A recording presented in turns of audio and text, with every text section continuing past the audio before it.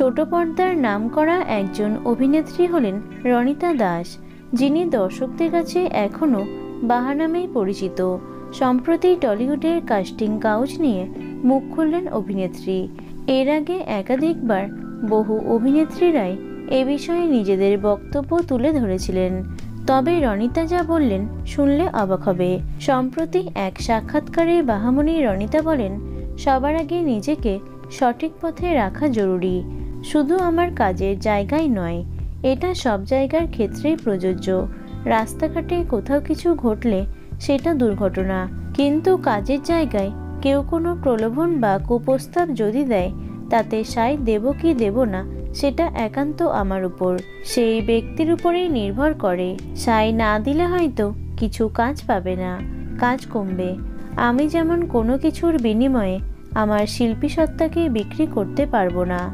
আমি কাজ করব আর সেটার বিনিময়ে পারিশ্রমিক নেব, ব্যাস।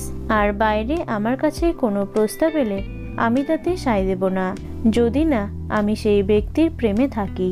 তাতে যদি আমার কাজ যাবে। এই সিদ্ধান্তটা নেওয়ার জন্য মনের জোর দরকার। খারাপ মানুষ সর্বত্র আছে, সেটাকে সামলাতে জানতে হয়।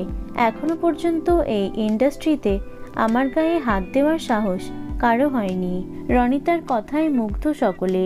তো বন্ধুরা, বাহামণি ওরফে অভিনেত্রী রণিতা দাসকে তোমাদের কেমন লাগে অবশ্যই কমেন্টে জানিও। ভিডিওটি লাইক এবং শেয়ার করো। এছাড়াও টলি দুনিয়ার অন্যান্য খবর পেতে চ্যানেলটি অবশ্যই সাবস্ক্রাইব করে রেখো। ধন্যবাদ।